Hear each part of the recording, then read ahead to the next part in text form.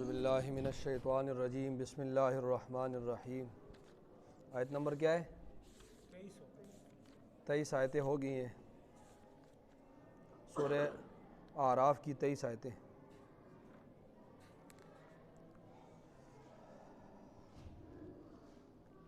قال اهبطوا بعضكم لبعض عدو ولكم في الأرض مستقر ومتاع إلى حين قال فيها تحيون وفيها تموتون ومنها تخرجون يا بني آدم قد أنزلنا عليكم لباسا يواري سوآتكم وريشا ولباس التقوى ذلك خير ذلك من آيات الله لعلهم يذكرون يا بني آدم لا يفتننكم الشيطان كما أخرج أبويكم من الجنة ينزع عنهما لباسهما ليريهما سوآتهما إنه يراكم هو وقبيله من حيث لا ترونهم إنا جعلنا الشياطين أولياء للذين لا يؤمنون وإذا فعلوا فاحشة قالوا وجدنا عليها آباءنا والله أمرنا بها قل إن الله لا يأمر بالفحشاء تقولون على الله ما لا تعلمون صدق اللہ العظیم۔ پہلے ان آیات کا لفظی ترجمہ سن لیں، اس کے بعد اس کی تفسیر۔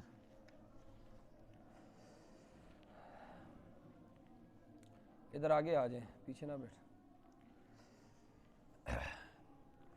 قال اہبطوا، فرمایا اللہ رب العزت نے، اہبطوا اتر جاؤ، بعضکم لبعض عدو، تمہارے بعض کے دشمن ہوں گے، اتر جاؤ، تمہارے بعض کے دشمن ہوں گے، وَلَكُمْ فِي الْأَرْضِ، اور تمہارے لیے زمین میں مستقر، ٹھہرنے کی جگہ ہے، زمین میں تمہارے لیے ٹھہرنے کی جگہ ہے، وَمَتَاعٌ إِلَىٰ حِينٍ، اور فائدہ اٹھانا ہے إِلَىٰ حِين، ایک وقت تک، فائدہ اٹھانا ہے ایک وقت تک۔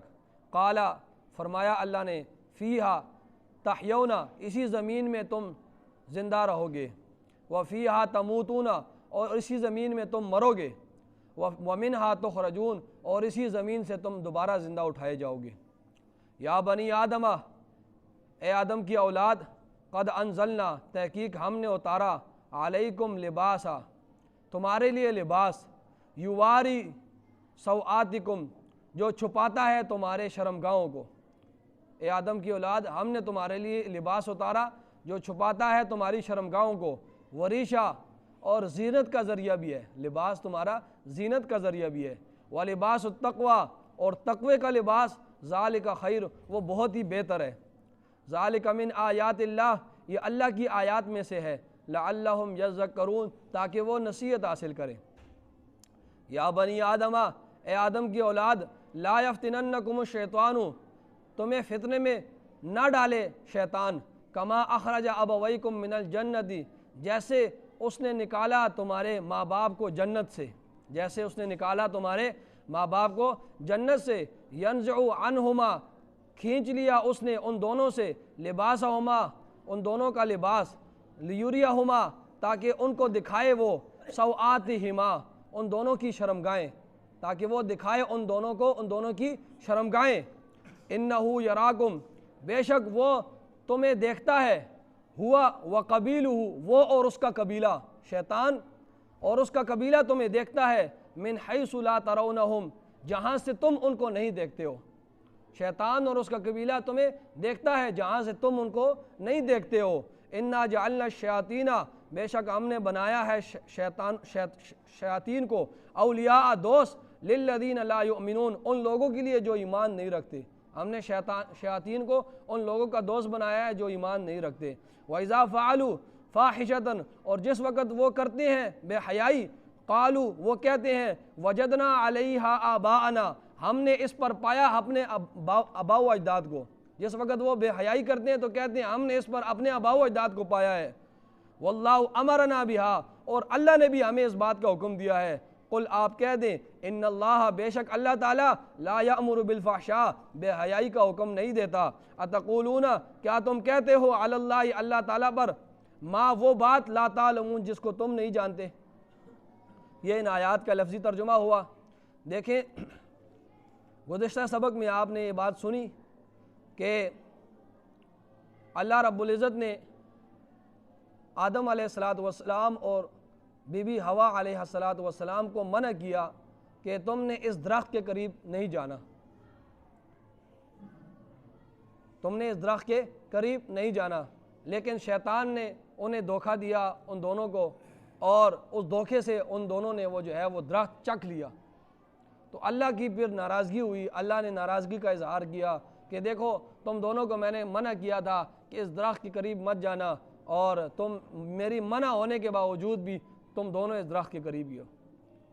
پھر آدم علیہ السلام اور بی بی حوا نے جو ہے وہ کوئی ہیلے بہانے حجت بازی نہیں کی، سیدھا کہا ربنا ظلمنا انفسنا وان لم تغفر لنا، اے اللہ ہم نے اپنی جانوں پر خود زیادتی کی ہے، ہمارے پاس کوئی بہانہ کوئی حجت ہم نہیں پیش کرتے، سیدھی سی بات ہے، ہم اپنی غلطی کا اقرار، ہم اپنے خطا کا اقرار کرتے ہیں، ہم اپنی جانوں پر ظلم ہم نے زیادتی کی ہے، اور اگر آپ ہمارے اوپر رحم نہیں کریں گے اور ہماری مغفرت نہیں کریں گے تو ہم نقصان اٹھانے والوں میں سے ہو جائیں گے۔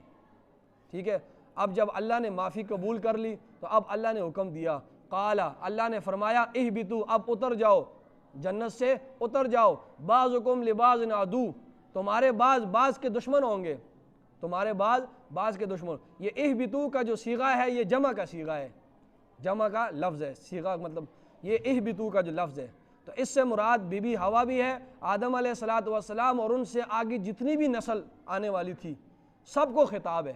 ٹھیک ہے، یہ اہبطوا کے لفظ سب کو خطاب ہے، جتنی بھی انسانیت قیامت، فرمایا اتر جاؤ اے انسانوں جتنے بھی ہے، فرمایا اتر جاؤ، تمہارے بعض کے دشمن ہوں گے۔ یہ بات تو کوئی چھپی نہیں ہے کہ آج انسان کا گلا گھونٹ رہا ہے اور انسان ہی انسان کو تباہ کرنے کے دانے پر ہے۔ آپ کے سامنے یہ ساری باتیں، اس کی تفسیر کی ضرورت نہیں ہے، آج یہ قتل و غارت سب سے زیادہ انسان ہی انسان کو قتل کر رہا ہے۔ تو اللہ فرمایا کہ اتر جاؤ اب جنت سے، تمہارے بعض کے کیا ہوں گے؟ دشمن ہوں گے۔ وَلَكُمْ فِي الْأَرْضِ مُسْتَقَرٌ، اور تمہارے لیے زمین میں ٹھہرنے کی جگہ ہے، زمین میں تمہارے لیے ٹھہرنے کی جگہ ہے۔ وَمَتَاعٌ إِلَىٰ حِينٍ، اور فائدہ اٹھانا ہے ایک وقت تک، زمین میں رہو جو فائدہ اٹھانا ہے ایک وقت تک، جب ٹائم پورا ہو جائے گا مر جاؤ گے، ختم ہو جاؤ گے، واپس میرے پاس آؤ گے۔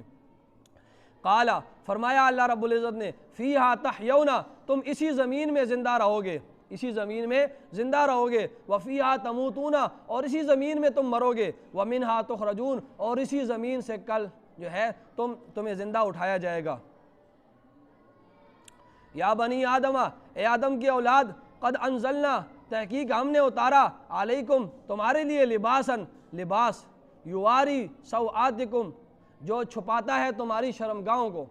اے آدم کی اولاد، ہم نے تمہارے لیے لباس اتارا۔ لباس اتارنے کا مطلب یہ ہے کہ دیکھیں لباس کس سے بنتا ہے؟ کپاس سے بنتا ہے، کپاس کے پودے سے۔ ٹھیک ہے، تو کپاس کا پودا جب اس کو بارش نہ لگے تو کپاس کا پودا اگ سکتا ہے، بارش کے ذریعے وہ کپاس کا پودا جو ہے وہ صحیح اگتا ہے اور وہ کپاس دیتا ہے۔ تو اس کا مادہ کیا ہے؟ کپاس کے پودے کا اصل مادہ کیا ہے؟ بارش ہے، اور بارش کہاں سے برستی ہے؟ آسمان سے۔ تو فرمایا ہم نے اتارا تمہارے لیے لباس۔ اسی طرح جو ہے اون ہے اور پشم ہے، یہ جو ہے یہ جن جانوروں سے یہ اون اور پشم حاصل ہوتی ہے، جن جانوروں سے یہ اون اور پشم حاصل ہوتی ہے، انہی سے لباس ان چیزوں سے بھی بنتا ہے۔ تو یہ جن جانوروں سے حاصل ہوتی ہے تو ان کا جو خوراک ہے وہ کیا ہے؟ سبزہ ہے نا، نیچے سبزہ خوراک کرتے ہیں تب جا کر ان کا اون اور بنتا ہے پشم۔ تو یہ جو سبزہ ہے، تو اس سبزے کو اگانے کا ذریعہ کیا ہے؟ بارش ہے۔ اس سبزے کو اگانے کا ذریعہ کیا ہے؟ بارش ہے، اور بارش کہاں سے آتی ہے؟ آسمان سے۔ تو فرمایا یا بنی آدم، اے بنی آدم، قد انزلنا علیکم، تمہارے لیے ہم نے اتارا لباس جو چھپاتا ہے تمہاری شرمگاہوں کو۔ بعض مفسرین فرماتے ہیں کہ یہاں پر انزلنا خلقنا کے معنی میں ہے، مطلب یہ ہے کہ ہم نے بنایا، ہم نے پیدا کیا تمہارے لیے۔ انزلنا خلقنا کے معنی میں ہے کہ ہم نے تمہارے لیے لباس کو پیدا کیا، دونوں تفسیریں ہیں۔ تو لباس تمہارے، یہ اللہ کی نعمت ہے، لباس تمہاری شرمگاہوں کو چھپاتا ہے، لباس نہ ہوتا تو انسان وریشہ اور زینت کا ذریعہ بھی ہے۔ لباس کیا ہے؟ زینت کا ذریعہ بھی۔ شریعت کے دائرے میں رہ کر مرد اور خواتین جو ہے اچھا صاف ستھرا لباس پہن سکتے ہیں، یہ اللہ کی نعمت ہے، اچھا صاف ستھرا لباس۔ توفیق ہونے کے باوجود اگر کوئی شخص ادنا لباس پہنتا ہے تو شریعت اس چیز کو پسند نہیں کرتی ہے۔ حضرت صلی اللہ علیہ وسلم کے پاس ایک آدمی آیا اور اس نے پھٹا پرانا لباس پہنا تھا، میلا کچیلا لباس تھا، اور اس کا سر جو ہے وہ جو ہے اس پر مٹی پڑی ہوئی تھی، کنگھی بھی نہیں ماری ہوئی تھی۔ تو آپ صلی اللہ علیہ وسلم کے پاس آیا تو آپ نے فرمایا او اللہ کے بندے، اور تیرے پاس صابن نہیں ہے تو اپنا لباس جو دھوئے، تیرے پاس تیل نہیں ہے کہ تو جو ہے اپنے جو ہے سر پر جو ہے وہ تیل لگائے اور کنگھی کرے۔ تو آپ صلی اللہ علیہ وسلم نے اسے ڈانٹا تو اس نے کہا کہ میرے اوپر اللہ کا بڑا فضل ہے، میرے اوپر اللہ کا بڑا فضل ہے، میری اتنی اونٹیں ہیں اور اتنی بکریاں ہیں، اتنی گائیں ہیں، اور میرا اتنا بڑا وسیع کاروبار ہے، میرے پاس تو اس چیز کی کمی نہیں ہے۔ تو آپ صلی اللہ علیہ وسلم نے فرمایا فَلْيُرَا أَثَرُ نِعْمَتِهِ عَلَيْكَ، تو پھر اللہ کی نعمت کا تمہارے اوپر نظر آنا چاہیے نا، اللہ کی نعمت کا اثر تمہارے وجود سے نظر آنا چاہیے، اور یہ عملاً شکر ادا کرنا ہے۔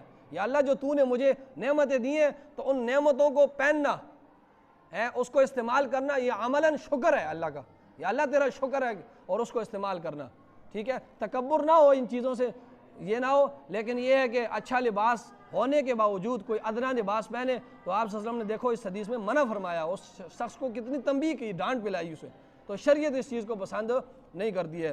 تو فرمایا یہ تمہارے لیے زینت کا سبب بھی ہے لباس، اور فرمایا وَلِبَاسُ التَّقْوَىٰ، اور تقوی کا جو لباس ہے نا ذَلِكَ خَيْرٌ، وہ بہت ہی بہتر ہے۔ جس طرح تم اپنے لباس کو صاف ستھرا رکھتے ہو، اس پر داغ دبا نہ لگ جائے، اس پر چھینٹے نہ لگ جائے، اسی طرح یہ جو لباس جو تقوی کا لباس ہے نا تو اس کا بھی خیال رکھو، کسی کی غیبت نہ کرو، کسی کو گالی نہ دو، کسی کو جو ہے وہ غلط کام جتنے بھی ہیں کوئی بھی نہ کرو، کیونکہ ان تمام غلط کاموں سے جو تقوی کا لباس ہے وہ پھٹ جاتا ہے، ان تمام غلط کاموں سے وہ جو تقوی والا لباس ہے نا وہ پھٹ جاتا ہے۔ اور فرمایا وہ جو تقوی والے لباس ہے وہی بہتر لباس ہے۔ ایک تو ظاہر لباس ہے نا جو ہم نے ذکر کر دیا، ایک دوسرا جو لباس ہے وہ تقوی والا لباس ہے، تو اس کو بھی بچانے کی کوشش کرو، اپنے آپ کو گناہوں سے بچاؤ تاکہ یہ تمہارے جو تقوی والے لباس ہے یہ نہ پھٹے۔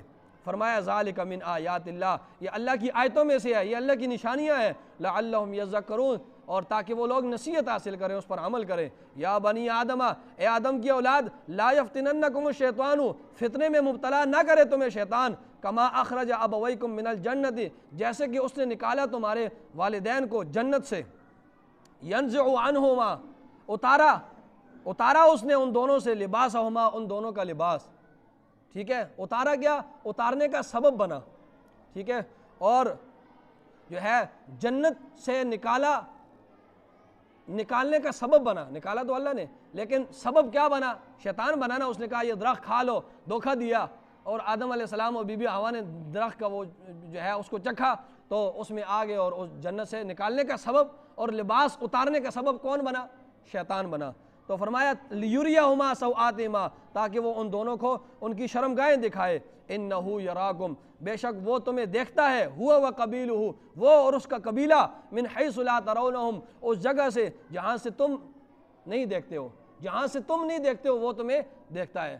تو شیطان اور یہ جنات یہ ایک ہی ہیں، تو جنات ہر جگہ پر اکثریت سے پائے جاتے ہیں، ہر جگہ پر اکثریت سے یہ پائے جاتے ہیں، اور یہ جو ہے جنات ان میں بھی جو ہے مومن کافر ہے، کوئی ہندو ہے، کوئی سکھ ہے، کوئی یہودی ہے، کوئی عیسائی ہے، ہماری طرح یہ بھی مختلف فرقے ہیں ان کے اندر بھی، اور یہ بھی جو لوگ مومن ہیں وہ بڑے ہماری طرح جو ہے وہ نماز پڑھتے ہیں، روزہ رکھتے ہیں، ذکر اذکار کرتے ہیں، قرآن شریف کی تلاوت کرتے ہیں، اور جو فاسق فاجر ہیں وہ جس طرح عام عوام ہوتی ہے تو اس طرح وہ جو ہے، باقی اس کا انکار نہیں کیا جا سکتا۔ اس کے بارے میں سورہ جن پوری نازل ہوئی، جنات کے بارے میں پوری سورہ جن تفصیل کے ساتھ اللہ نے فرمایا کہ اس میں نیک بھی ہیں اور برے بھی ہیں، یہ بات بھی اللہ نے فرمائی سورہ جن میں۔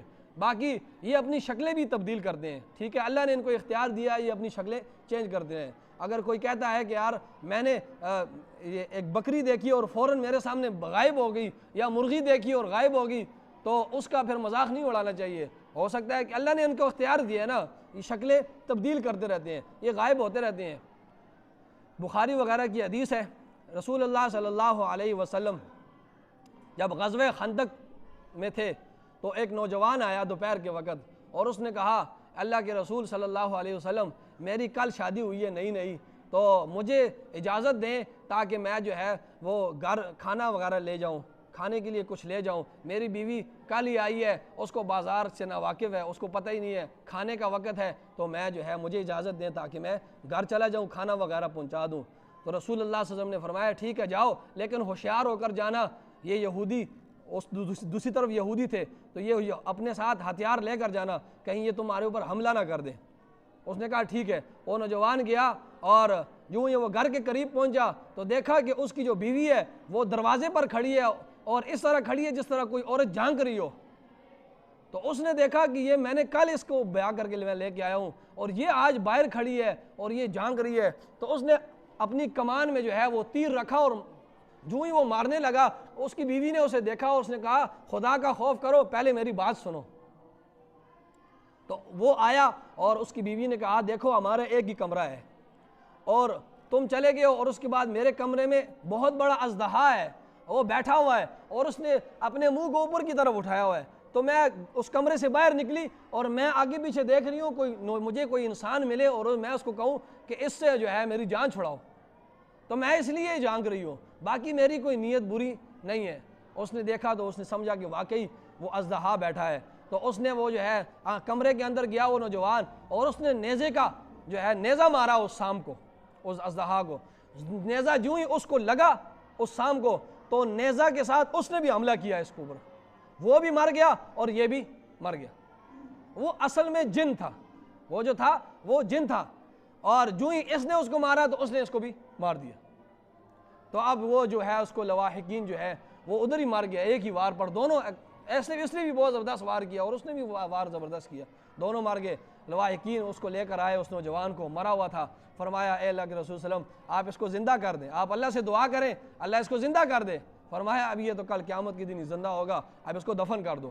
اور پھر آپ صلی اللہ علیہ وسلم نے فرمایا کہ دیکھو جب گھر میں سانپ دیکھو نا، خصوصاً سفید سانپ ہو، فرمایا اس کو 3 دفعہ اس کو باخبر کرو، اس کو 3 دفعہ باخبر کرو، اور اگر 3 دفعہ باخبر کرنے کے بعد بھی وہ غائب نہیں ہوتا، نہ وہ اپنی شکل تبدیل کرتا ہے، تو پھر اس کو قتل کر دو۔ تو ایک دم نہ قتل کیا کرو، 3 دفعہ اس کو خبر دیا کرو، ٹھیک ہے۔ تو اسی طرح یہ جو ہے یہ اپنی شکلیں بھی اور یہ تبدیل کرتے رہتے ہیں اور یہ اکثریت کے ساتھ پائے جاتے ہیں، اور یہ اسی طرح نماز بھی پڑھتے ہیں اور یہ سارا کچھ کرتے ہیں۔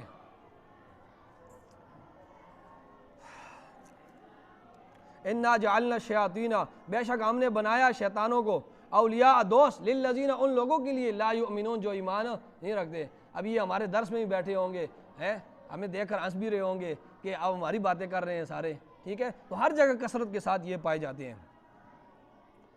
فرمایا وَإِذَا فَعَلُوا فَاحِشَةً اور جس وقت وہ بے حیائی کرتے ہیں، قالوا تو وہ کہتے ہیں وجدنا علیہ آباءنا ہم نے پایا اس کے اوپر اپنے آباء و اجداد کو، اور واللہ امرنا بہا اور اللہ نے ہمیں اس چیز کا حکم دیا ہے، اللہ نے ہمیں اس چیز کا حکم دیا ہے۔ وہ یہ کرتے تھے نا، طواف جب کرتے تھے نا یہ لوگ مشرکین عرب، تو طواف کرتے ہوئے ننگے ہو جاتے تھے مرد اور عورت، وہ پہلوانوں کی طرح تھوڑی سی کوئی کپڑا جو ہے وہ آگے رکھتے تھے اور تھوڑا سا پیچھے رکھتے تھے، باقی وہ جو ہے ننگے طواف کرتے تھے۔ ہاں کوئی قریش کے لوگ اگر کوئی کپڑا دے دیتے تو وہ لے لیتے تھے، باقی کسی کا کپڑا نہیں لیتے تھے۔ اور جب ان سے پوچھا جاتا تھا کہ تم مرد اور عورت کیوں ننگے طواف کر رہے ہو، تو کہتے تھے کہ ہمیں اللہ نے اس کا حکم دیا ہے اور ہمارے آباء و اجداد بھی اس طرح کرتے تھے۔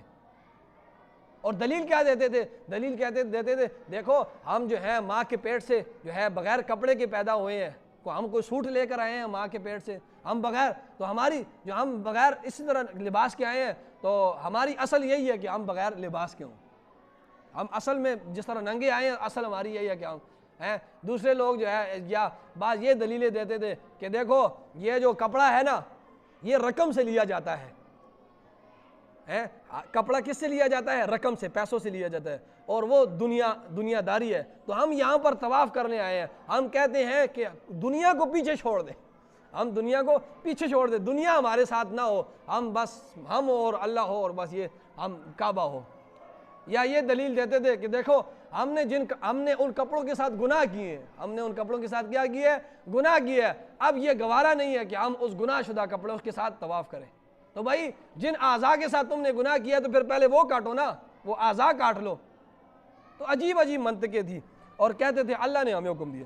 فرمایا قل آپ کہہ دیں ان اللہ لا یأمر بالفحشاء، اللہ تمہیں بے حیائی کا حکم نہیں دیتا، یہ تمہاری اپنی باتیں ہیں۔ اتقولون علی اللہ، تم کہتے ہو اللہ تعالیٰ پر ما وہ باتیں لا تعلمون جن کو تم بھی نہیں جانتے۔ آمین۔ الحمدللہ رب العالمین والعاقبۃ للمتقین والصلاۃ والسلام علی سید الانبیاء والمرسلین۔ ربنا آتنا فی الدنیا حسنہ وفی الآخرۃ حسنہ وقنا عذاب النار۔ صلی اللہ علیہ وسلم۔